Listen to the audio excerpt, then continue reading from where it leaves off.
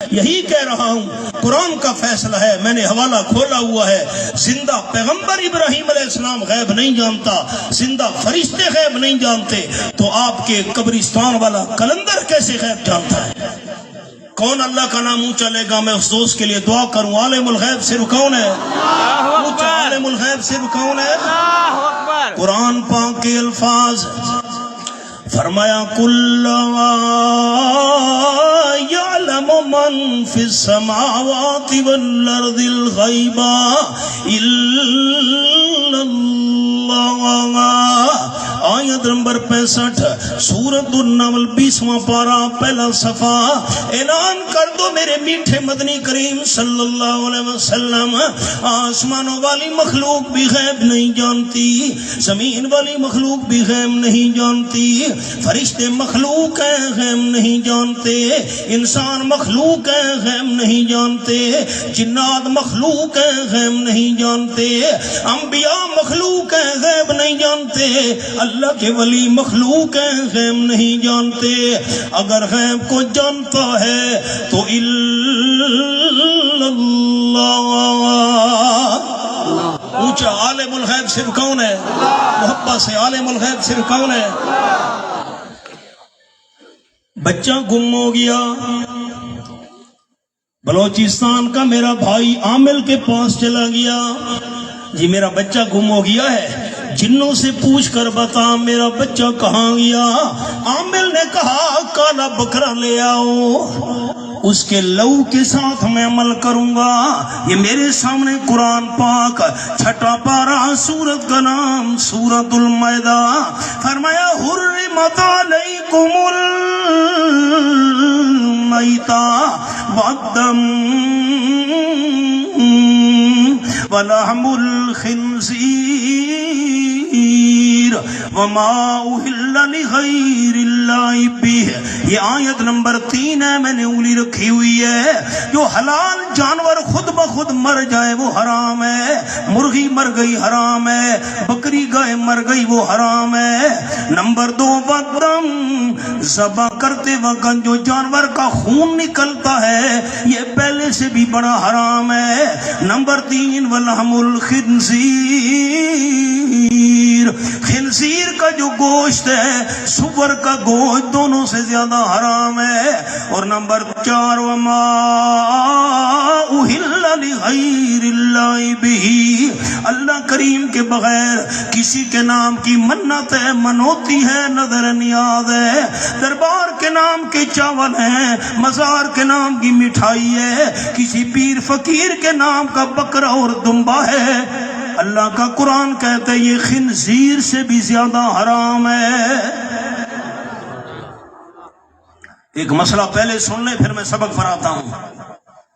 ایک آدمی کے گھر میں بکرا کھڑا ہے، اس بندے نے کہا یہ فلاں بابے کے نام کا بکرا ہے، فلاں بزرگ کے نام کی نظر و نیاز والا بکرا ہے، یہ دمبا فلاں حضرت کے نام کی منت منوتی ہے۔ جب انسان نے یہ الفاظ منہ سے نکالے وہ جانور حرام ہو گیا اور بندہ مشرک ہو گیا۔ آپ مجھے بتائیں سارے ساتھی سجیدگی کے ساتھ، کسی حرام جانور کو اگر میں بسم اللہ اللہ اکبر کہہ کر ذبح کروں وہ حلال ہو جائے گا؟ اونچا بتاؤ نا، اس لیے یاد کرو اللہ راتی ہوں۔ گدھے پر اگر تکبیر ہم پڑھ کر ذبح کریں گدھا حلال ہو جائے گا؟ کتے پر تکبیر پڑھ کر ذبح کریں حلال ہو جائے گا؟ نہیں۔ حرام جانور پر ایک بار نہیں 1000 بار تکبیر پڑھ کر ذبح کرو وہ حلال نہیں ہو سکتا۔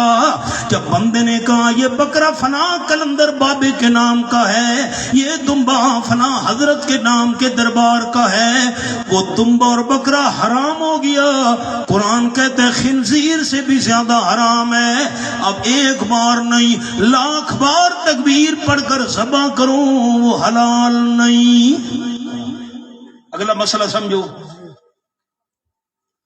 دروازہ کھٹکا، آپ کا پڑوسی گھر میں آ کر مٹھائی دے گیا، چاول دے گیا، बिरयानी दे गया, गोश्त दे गया। मैं घर में नहीं था, मैं वापस आया, घर वालों ने बताया, बच्चों ने, ये पड़ोसी ने मिठाई भेजी है, चावल है, गोश्त भेजा है। मैंने पड़ोसी से पूछा क्यों मेरे घर में मिठाई और गोश्त भेजा है? उसने कहा फला दरबार के नाम की मन्नत थी, मैंने फला दरबार की नजर और नियाज मानी थी, वही हिस्सा मैंने आपके घर में दिया है। शरीयत का मसला ये है, गैरुल्लाह के नाम की नजर और नियाज वाली चीज कुत्ते के आगे भी नहीं डालनी, कुत्ते के आगे फेंकना भी जायज नहीं। गैरुल्लाह के नाम वाली चीज, नजर नियाज वाली, दरबार और मजार के नाम वाली चीज किसी जानवर के आगे भी नहीं डालनी। इसका हुक्म ये है, जमीन में गड़ा खोद कर इस मिठाई और चावल और गोश्त को जमीन में दफन कर दो। ये ऐसी हराम चीज है कि जानवर भी इस्तेमाल न करें। मसला समझ आया? बहर गली में नहीं फेंकना, जानवर के आगे नहीं, जमीन में दफन करो। ये अल्लाह की गैरत वाला मसला है, ये कुरान है। अल्लाह राजी हो, मन्नत मनौती अल्लाह के नाम की है। सबक पर आओ। अच्छा, एक और हदीस पहले सुना दूं, फिर मैं सबक पर आता हूं। इस मसले को मामूली नहीं समझना। आप सल्लल्लाहु अलैहि वसल्लम ने फरमाया, मर्रा रजुलान अला करिया, पिछली उम्मतों में दो बंदे जा रहे थे परदेसी, एक गोठ के करीब से गुजरे, गोठ वालों ने उनको पकड़ लिया, हम तुम्हें नहीं जाने देंगे, ये हमारे बुजुर्ग का दरबार है, मेला लगा हुआ है, उर्स लगा हुआ है। दिनों में जो बंदा यहाँ से गुजरे, जितने तक दरबार के नाम पर कोई चीज न दे, हम आगे नहीं जाने देते। एक बंदा कहने लगा, लैसा इंदी शैउन औ कमा काल नबी सल्लल्लाहु अलैहि वसल्लम। ये हदीस पाक है। आप सल्लल्लाहु अलैहि वसल्लम ने फरमाया, एक मुसाफिर कहने लगा, गोठ वालों मेरे पास कोई चीज नहीं है, मेहरबानी करके मुझे जाने दो। गोठ वालों ने कहा, कोई मसला नहीं, करीब वलऊ जुबाबन औ कमा काल नबी सल्लल्लाहु अलैहि वसल्लम, एक मक्खी पकड़ कर दरबार के नाम पर दे दे, हम तुझे छोड़ देंगे।